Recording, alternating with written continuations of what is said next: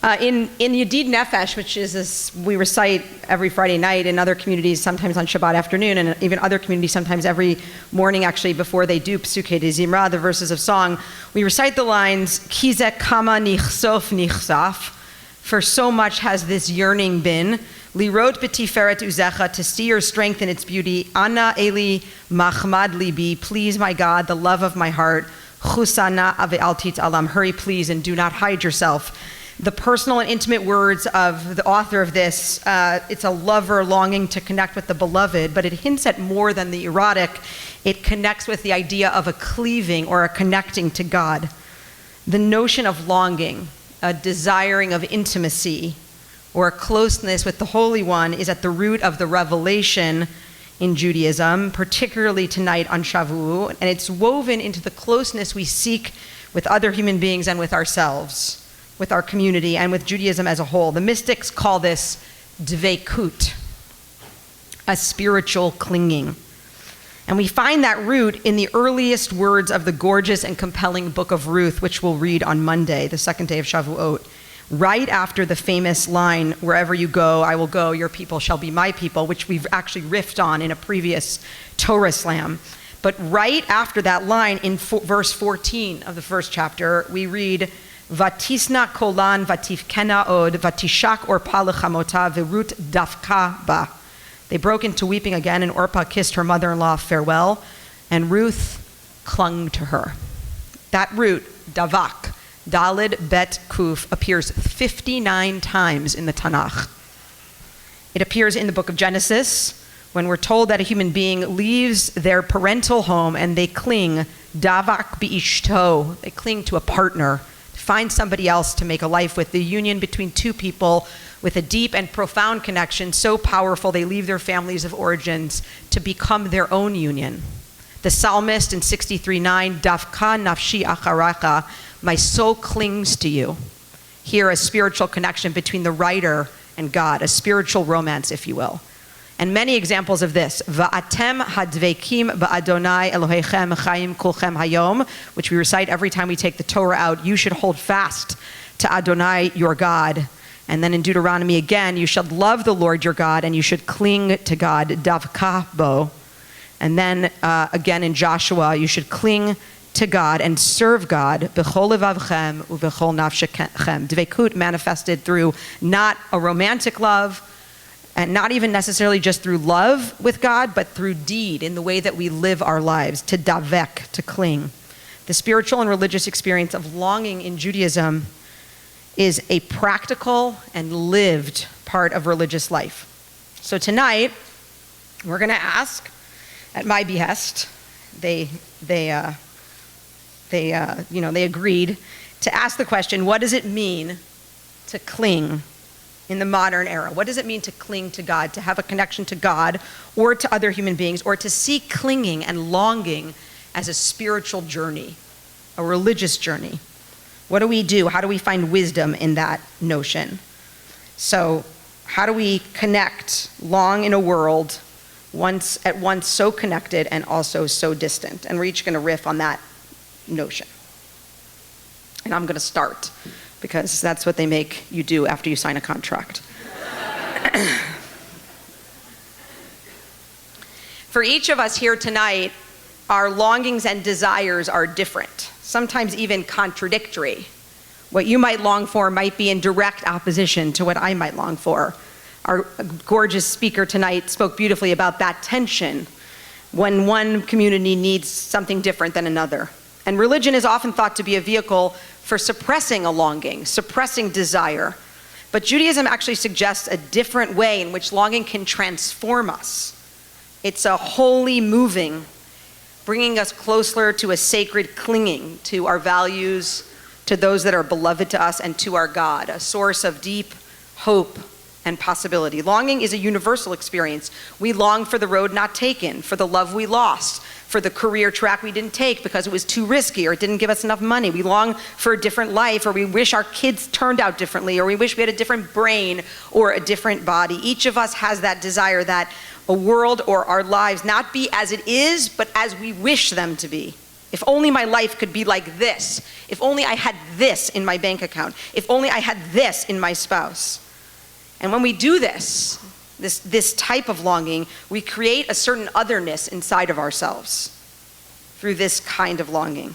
And otherness is a familiar word in Judaism. You know it. You know a lot of versions of the word. We're obsessed in Judaism. The tradition is obsessed. It's a compulsion towards the notion of otherness that is created when people are left alone in their longing.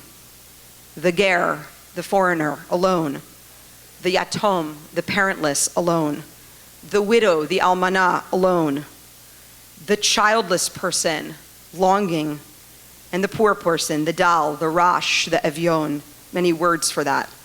These are states of profound societal and spiritual otherness, alone in the world, vulnerable to the elements, and at risk for loss, longing unrealized. And on this holiday, when we celebrate the ultimate other in our tradition, Ruth, she becomes a category of otherness all alone, all on her own. She's literally all of these things that I just described. She's a widow, she's parentless, she's a foreigner in the land, she's someone who's yet to have children, she has no economic means, and she is, at the moment of the book's inception, wholly and completely vulnerable, longing, no clinging, nothing left. One can imagine that moment at the crossroads, right? No resources, you don't know where to turn, you don't know what community you belong to, your family might not be connected in the way that you want to. The crossroads of vulnerability. Maybe you've had that in your own life. When you were so othered, it seemed as if there was no path for you. When you have no place and no one to turn to.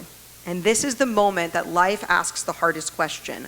What do you want to do with your aloneness? You're likely in a place of despair, of worry, of uncertainty. And Ruth does something incredible from that verse. Davka.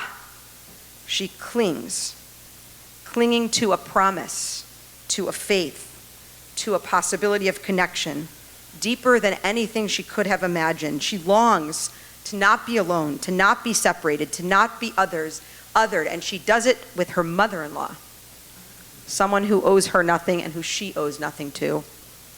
At this, the very lowest point of her life, Ruth does something incredibly holy. She acts with no certainty as to the outcome. And the act itself is an act of chesed. And that is what Deveikut, clinging, has the capacity for. It transforms a feeling into a doing.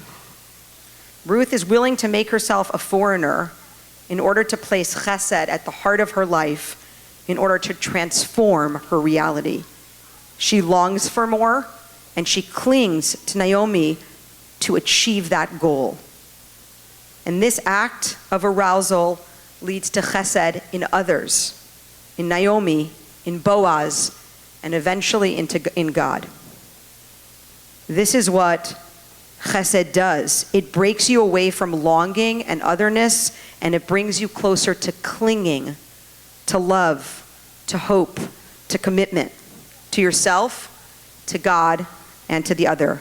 You don't lose the pain of aloneness that's with you all along, the otherness that each of us experience in our lives, the moments of uncertainty, the roads not taken, they're with us all the time. But the longing paired with the reaching out of chesed helps you to emerge to a new room, a new door, a new light, a new direction, to clinging once again. And a text which I didn't print for you, but I can after Yontiv, by one of my Rabbis, and actually one of the Rabbis of pretty much every rabbi in this building, David White, and his poem Cleave. To hold together and to split apart at one and the same time, like the shock of being born, breathing in this world while lamenting for the one we've left. No one needs to tell us we are already on our onward way. No one has to remind us of our everyday and intimate embrace with disappearance. We were born saying goodbye to what we love. We were born in a beautiful reluctance to be here, not quite ready to breathe in this new world. We are here and we are almost not. We are present while still not wanting to admit we have arrived. not quite arrived in our minds, yet always arriving in the body, always growing older while trying to grow younger, always in the act of catching up, of saying hello or saying goodbye, finding strangely in each new and imagined future the still lived memory of our previous life. Chag Sameach.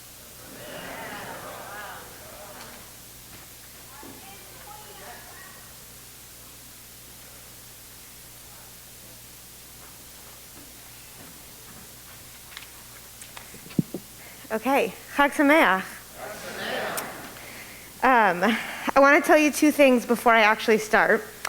The first is that, we got this verse, this theme from Rabbi Yolkut, and I started to put together some sources, and I exited out of the Google document, and then a few hours later, I went to find these sources again, and I typed in one of the verses that I had put on my source sheet, and I got a hit in my Google Drive from Shavuot 5782, and also Shavuot 5781. So I opened the Shavuot source sheet from last year, and it turns out that I had compiled almost the exact same sources. So I decided two things. The first is that if I didn't remember that, you probably wouldn't. And the second, which was actually sort of an amazing thing, was from, and I'm not exaggerating at all, from literally the same four texts, I took something totally different last year than I did this year. And it actually was this sort of beautiful exercise in why it is that we turn Torah over and over again, because the same texts, even the same four texts put together on a really similar looking source sheet, can uncover something different depending on where we're at and where the world is at. The second thing I want to tell you is I printed this out before Chag with like all my stuff for all of Shabbat and Chag. And the second page says, error, invalid content, and then a bunch of numbers. So I'm actually going to be encountering these texts for the third time tonight and sort of exploring them together. So as Rabbi Yolkut said in her original explanation, this idea of Deveikut, it shows up, I didn't know this, 59, you said, times in Tanakh. What did you say? Thank you, Safaria. And so I went right to the first one, which is from the book of Genesis, as Rabbi Yolkut shared. And it's the moment in which the Adam, the first human, sort of splits into two, right? In which one soul, one body, becomes two. And what happens at that moment? And so what it says in the book of Genesis is, the Lord God fashioned the rib that God had taken from the human into a woman. And God brought her to the man. Then the man said, this one at last is bone of my bones and flesh of my flesh. This one shall be called woman, for from a man she was taken. Hence a man leaves his mother and father, hence a person leaves their parents' house and clings, there's that word, v'davak be'ishto, clings to their partner so that they become one flesh. And I was thinking about this verse in the context of a wedding that I went to last weekend. My best friend got married last weekend, and it was the most beautiful wedding. I mean, it's partly because it was my best friend, so I was so happy, and she was so happy, and the whole thing was so beautiful and wonderful, and there was such closeness between her and her wife, and it just this verse felt so alive, right? They were so clung to each other. They were so of one flesh in this moment. And then I texted her on Tuesday, and I was like, how's your week going? And she was like, well, I just woke up from a nap, and I think Michelle's at the grocery store. Which is, and she continues to say, which is to say, we're back to business as usual. And what I was noticing about this Deveikut, sort of seeing it in this verse and watching it be lived in these two real lives, was I think that one of the essential qualities of Deveikut, in a way that it makes it both its blessing and its curse, is that Deveikut is temporary and ephemeral, right? It's the state that we can touch sometimes, but that just as we're holding onto it, like sand, it's already slipping out of our hands. It's already moving through our fingers. And for me, I find that to be both something that's totally alluring about it, right? It holds up Deveikut as something to constantly be moving toward and aspiring to. And it also is its challenge, right? How do we taste that? How do we touch it? And then how do we move through the world knowing that it exists but unable to cling to its clinginess all of the time? So in both the book of Ruth and the book of Genesis, the Deveikut that's described is between two people. But in the tradition, most often, Deveikut is conceptualized as between people and God. And I think there too, in that relationship also, the Torah and the rabbis acknowledge the sort of, like the essential impossibility and improbability of living in Deveikut all the time, of finding yourself, of stumbling across sort of at every turn, a moment of that clarity, of that depth of relationship, of having that be something that is constantly available. And so the rabbis and the Torah both acknowledge that it's hard and that that's rare, and they also, I think, give us some sort of path to make sense of what to do with that. So there's one example. This is one of the ones that Rabbi Yolkut quoted, Deuteronomy chapter 11. If then you faithfully keep all of this instruction, if you tishmeru at kol ha-mitzvot, that I command you, loving the Lord your God, walking in all of God's ways, and holding fast to God, and then the verse continues like all these lovely things are going to happen to you. And what Rashi says is Rashi takes this, Rashi comments on this idea of holding fast to God, of this Deveikut, and Rashi writes, Efshar lomar ken? Is it possible to say this? V'halo eish ochlahu. Isn't God an all-consuming fire? Which is to say that Rashi's sort of first instinct when encountering this concept of Deveikut is to say, we can't have this all the time. We can't expect to be living constantly in this state of utter closeness with God. Both we can't expect it, and also we don't even want it. God's fire is so passionate, is so intense, that if we were to cling to it all the time, we would find ourselves burned. And yet, even as the Torah says this, even as Rashi drashes this, there is still this aspiration, and there are still places and moments for Deveikut. So this is one of its most famous usages in the Torah for us, because it's part of our liturgy. Va'atem hadveikim b'Adonai Elohechem chayim kolchem hayom. You who hold fast to the Lord your God are all alive today. And Seforno, in his commentary, I think to me offers the bridge between this aspiration of Deveikut, between holding it up as this beautiful thing, and also the realization that we can't live in it all the time and we shouldn't expect to. Seforno says, it is because you have been wise enough to avoid the lures and temptations that might lead you to the path of death rather than life, curse rather than blessing, that you have been granted, and here's the key phrase, that you have been granted this moment of reunion with our most sacred of objects in the presence of holy community. And I think that realization, or that setting that out as what our goal should be, of what it is that we should be sort of yearning for and creating, that to me is exactly the nexus between these two poles, right? We can't live in Deveikut all the time, but if we never had it, if we never experienced that closeness, if we never had those moments of ecstasy between two people, between people and God, between people and community, if we never had those spiritual highs, our life would feel empty, right? So we need something in the middle. And this middle that Seforno lays out is, I think, exactly what we're doing tonight. Moments of reunion with our most sacred of objects in the presence of holy community. Which is to say, sometimes we can build those moments, and sometimes we're going to come across them, and we can't expect them all the time. But when we do live in them, to be able to notice it and to be able to bless it, I think that's a model of Deveikut that to me feels open and inviting and exciting and full of the sort of love and fervor of religious life that we are aspiring to. Chag Sameach.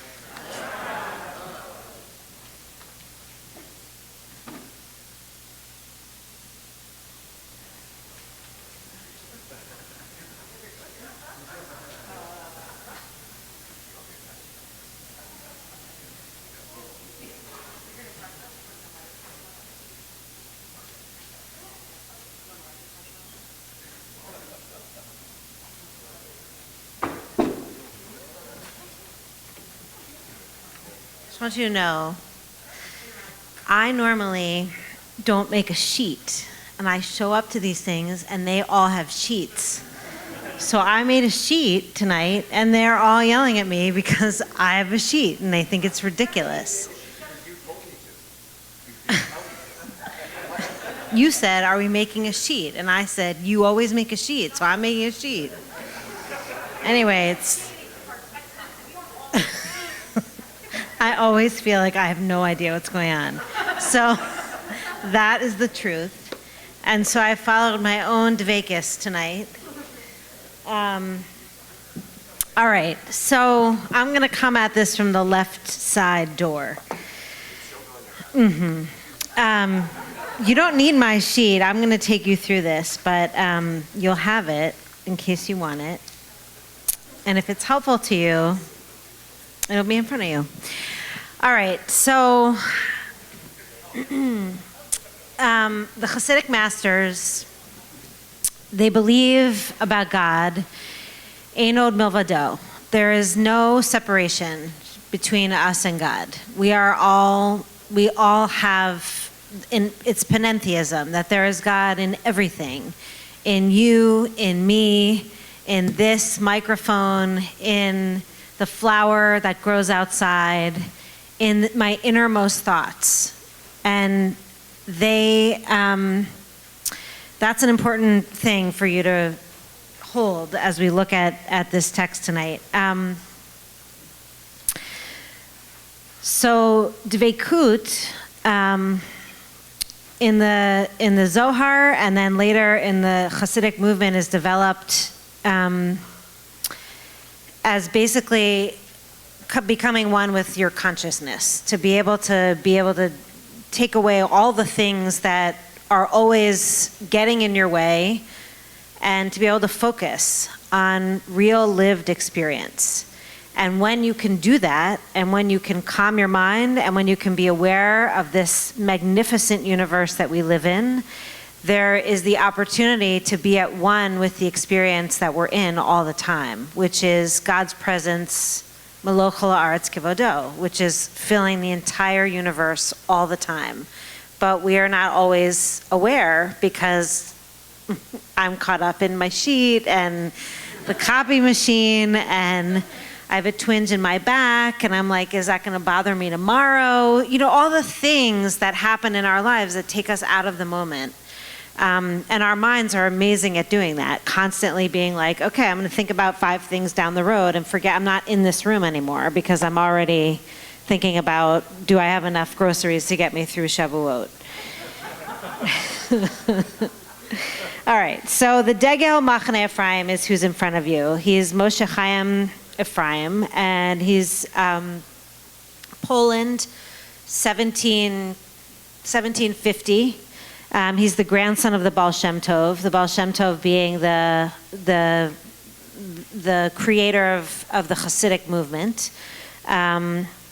And he is going to teach on this verse from Parshat Noach, which is in Breshit. And every time I print Sefaria, those of you who study with me know this, that all the title of the text always disappears because it's in gray, and I think it's because it's hyperlinked. Anyway, Sarah will show me eventually how to figure that out. All right, show me how. All right, so I just wrote it into all of your texts. So you're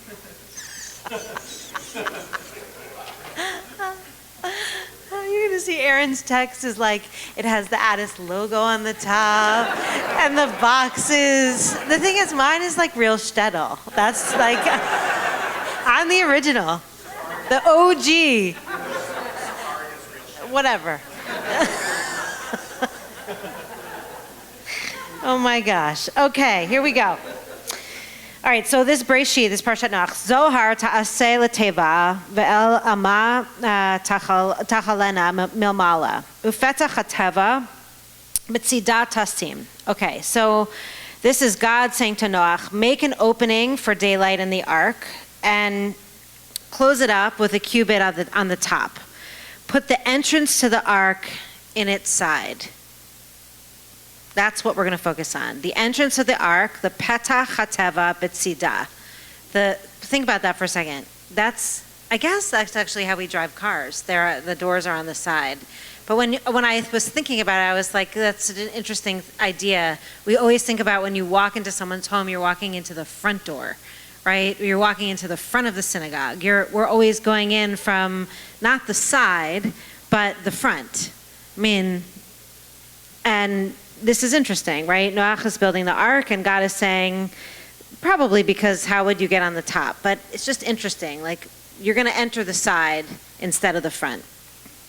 All right, so the Degel looks at this, and he's going to bring a teaching from the Besht, the Baal Shem Tov, and I'm going to bring you the English on page 3. See my beautiful handwriting. Okay, so he starts out and he says, so it is in prayer that sometimes thoughts come to a person to hide the light of Torah and worship from him. God forbid. But one who is wise, his eyes in his head, that's like an idiom for being wise, which I think is hilarious, will understand that there is great light covered and hidden in that darkness, for there is no place empty of him. That quote is from the Zohar. There's no place empty of God. That's the Eino Milvado. So basically what he's opening with is this idea. You think about this. By the way, this must happen to you all the time because it happens to me. I'm on the bima. I'm like trying to have this like really spiritual moment. And something comes in my head that is completely not supposed to be there. Whether that's like, again, like a list, something that I'm thinking about from the week, a hope, or honestly something so ridiculous that I would never share it with any of you because I would think to myself, that thought needs to be erased and moved out of my mind. And I don't want anyone to know that I ever thought that. And most of us, by the way, walk around feeling shame about lots of those thoughts, like whatever they are, right? Is like that means like I'm not a spiritual leader. I meet rabbis from previous generations and I think like, they're already looking at us and be like, what did you do to our synagogue? But the thing is, like, one of the things that we talk about all the time is uncovering what those thoughts are. Those thoughts are not just empty thoughts. They're there and they come at particular moments because they need sometimes attention. It's not to say that every single thought is a spiritual moment, but a lot of the thoughts that we wipe out from our existence actually have something to teach us. And so the Machanes, the Degel says this. He says, one can say, it is hinted at in the verse here, according to the best explanation, and he's talking about the verse from Noach, that the ark, the teva, so teva means ark, hints at the word milah, at the word milah, which is called teva. So another word for word itself, W-O-R-D, is teva in Hebrew. So a teva is both an ark and a word.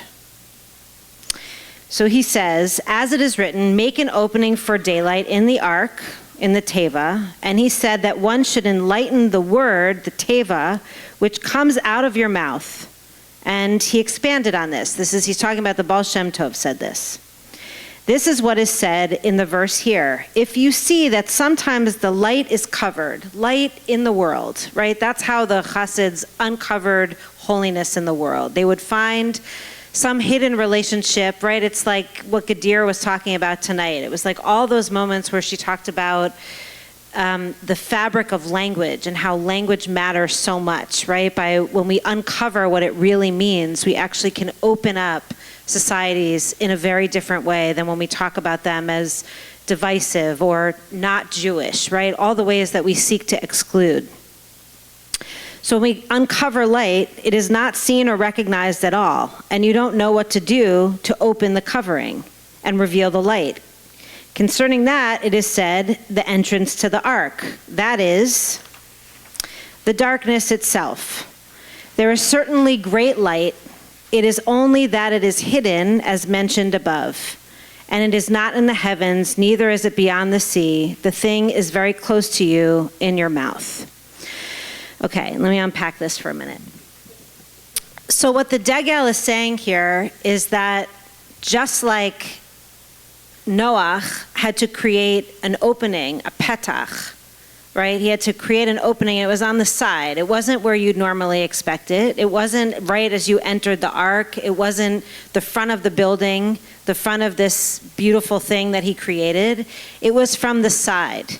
And what he says is that sometimes when we are praying, when we are in places that we think are very spiritual, and we have to make sure that we are showing up in our purest sense, that we get bizarre thoughts that come into our minds. And he says that instead of ignoring them, and instead of saying, like, let me push that away because that doesn't belong in here, he says that God is speaking to us from the side. That is God entering the petach from the tzidah, from the side. And that when we pay attention to those thoughts and we give them a space in our lives, there is something usually there to be uncovered. And so we shouldn't run from our thoughts. I will say that I think one of the things that I feel like happens most in my office upstairs is people running from what's happening in their own minds. Either it's pain, or there's grief, or there's identity that's hidden in there that is too scary to look at.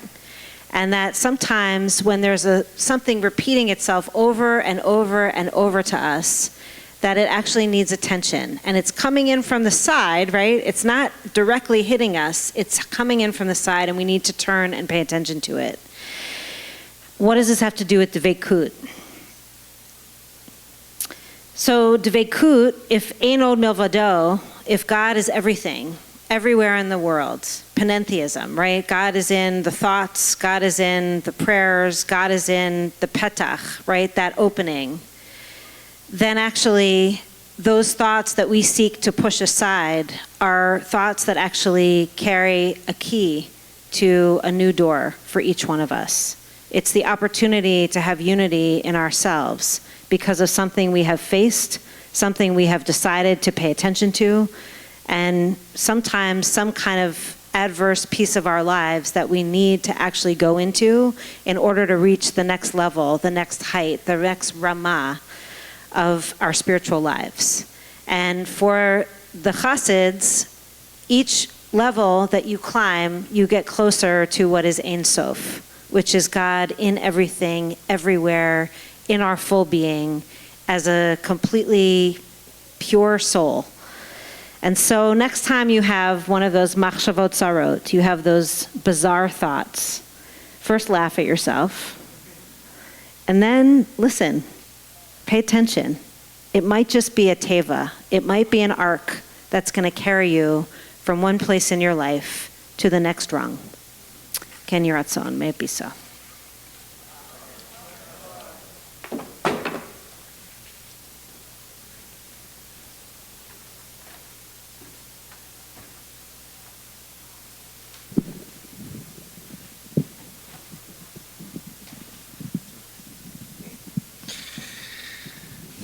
Baruch Shenatan Torah Le'amo Yisroel Bikdushato Ve'aten Hadvekim Adonai Elohechem Chaim Kolchem Hayom.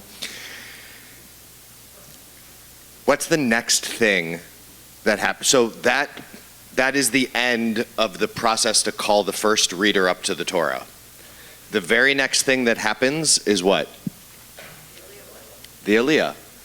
And the very physical thing that happens for the person doing the Aliyah, grab hold of the Eitz Chaim. You actually take the Torah.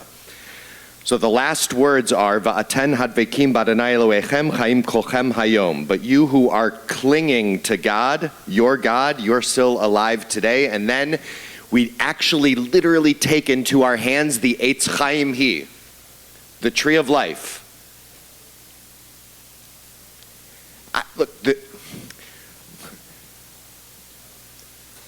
the rabbis were the rabbis, the Litvakian rabbis, were very uncomfortable with an idea of clinging to something that could not be touched physically. And so what was created was a way to understand Deveikut in a very, very tangible way. So that happens every single time we take out the Torah and we all say the words, ready to cling to Torah, hold it. hold the wood, the Eitz Chaim. There is the life that continues to breathe through all of us. It's not that they don't believe cleaving to God is possible. So if you have this source sheet here in front of you that is quite stunning, I admit.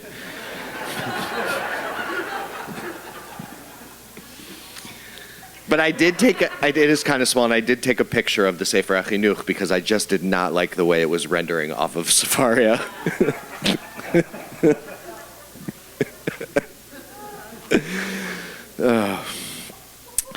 So he asked the same question. He's like, why is this such a problem for the rabbis to understand that you can cling to God even if you can't touch God in the way that you would touch another person? He says it's all over Tanakh. Line B, my soul cleaved to and followed you. That's what is written in Psalms. And he says, look, it's just not possible for most people, Hamon Ha'am, to understand what it means to cling to something you can't see or feel. So Hamon Ha'am, the masses of people, that's me, he's talking to me, Vadai mekaven lidavek mamash. We actually need to be able to explain Deveikut as the Torah understands it in a very tangible way. Vak she'efshar l'chol adam, something that is possible for each and every person to accomplish. And that happened in rabbinic literature by creating a positive obligation, a mitzvat aseh, from the Torah to cling to God. But since the rabbis recognized that not everybody was going to be able to figure out how to cling to the God that they can't see, feel, or touch, they said God has to be represented through something else. What is it? Eitz Chaim Hi, the Torah. Therefore, the mitzvah, the obligation to cling to God, is actually an obligation to cling to the ways and understandings of Torah, and to do that, since we need something to hold on to, because Deveikut has to mean something tangible, it means holding on to Torah scholars. And now I mean quite literally, holding on to them. Don't touch me. Don't want to be touched. But that's what they meant. So if you flip the page, we'll do this in the English. To cling to Torah sages. This is how the rabbis, he's going to quote, this is the Sefer HaChinuch. The Sefer HaChinuch is one of the many medieval books of Jewish law that counts the mitzvot in the Torah and categorizes them in a way that helps us understand. Some books are, here are the positive ones, here are the negative ones. The Sefer HaChinuch, a 13th century anonymous work, goes 1, 2, 3, 4, 5, all the way to 613. The mitzvah to cling to Torah, to cling to God, is number 434. Here's what it means. That we were commanded to associate with and cling to Torah sages, so that we would learn its weighty commandments from them. And they teach us its true opinions, which are received through them. About this it is stated, and you shall cling to God. And the command is repeated in another place, and cling to God. As Rabbi Yolkut stated at the beginning, it comes up many times in the book of Deuteronomy. And the sages, may their memory be blessed, said in Masechet Ketubot, and is it possible for a person to cling to God? No, it's a consuming fire. It has to be something else. Rather, one clings to Torah scholars and their students as if she clings to the Holy Blessed One. And from this our sages, may their memories be blessed, learn that anyone who marries the progeny of a Torah scholar, or who marries theirs to a Torah scholar, or who gives benefit from their property to a Torah scholar, it's as if they cling to the divine presence. Do you want to know how to cling to God? Make a gift into my discretionary fund. That's what the Gemara says. Or you could marry Ariel.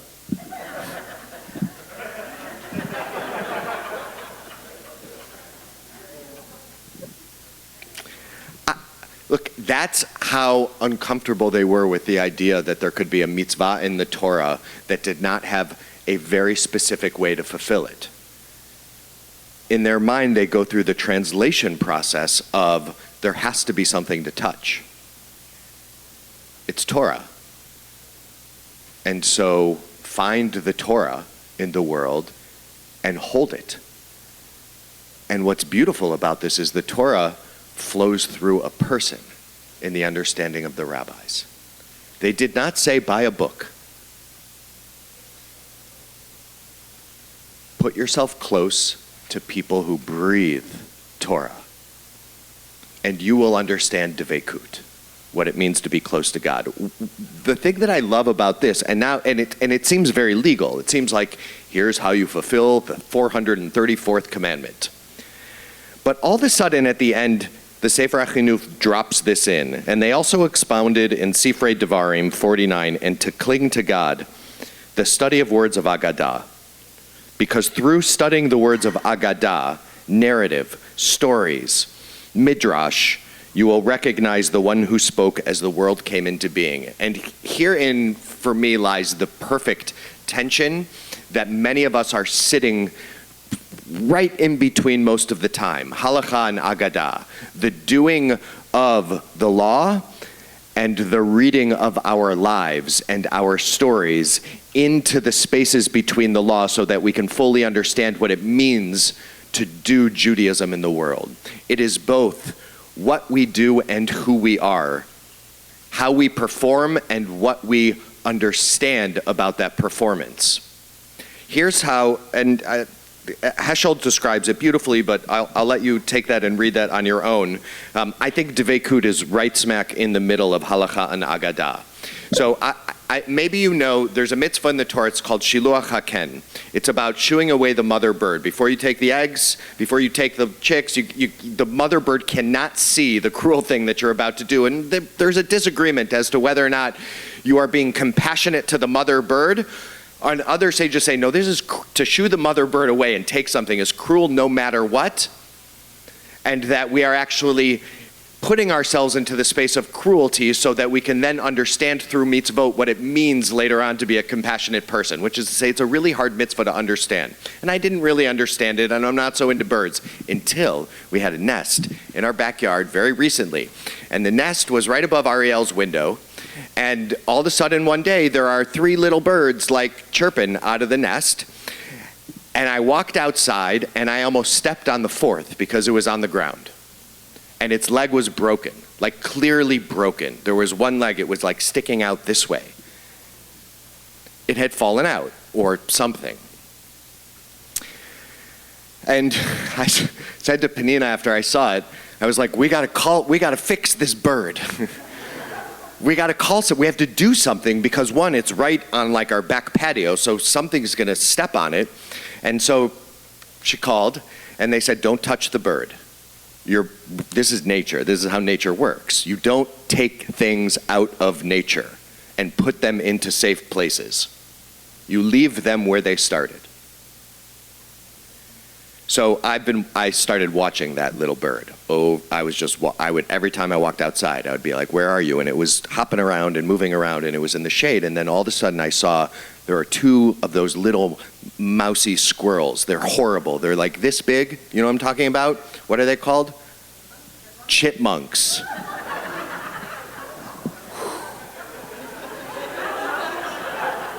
How are they even part of the ecosystem? I don't understand. Anyway, really little ones. There's a couple of them and they're coming at the broken bird. And all of a sudden, out of the tree above, I hadn't noticed, there's Mom, swoops down and shoos the chipmunks away. And then I realized, because now I knew that Mom was there, and this is what they said, leave the bird there. Its mother is caring for it. She had chosen a branch so that she could see the nest and the bird, and then I could watch her go get worms and bring them up here and then down here. We went away for the weekend, we came back and all 4 birds were gone. And I don't think one of them was eaten. I think she waited until the bird that had fallen out of the nest was healed enough to fly away with the other birds. And for the first time, the narrative, the Agadah of watching a bird care for its children helped me understand the mitzvah of Shiluach HaKen, what it means to pay attention to the mother bird when we are thinking about the eggs and the little chicks, Halakha and Agadah. And honestly, because I don't talk about animals very often, but I spent a lot of time talking about these birds. And for me, this is what Deveikut was. It was trying to take the Torah that is in writing and the Torah that you see in front of you and live right in the space between them and understand that God comes down into that space. Deveikut. Chag Sameach. All right, it's 10:15. Here's what's going to happen. There's trucks outside. There's food. Have a drink. At 10:30, you can start to gather there now. Billy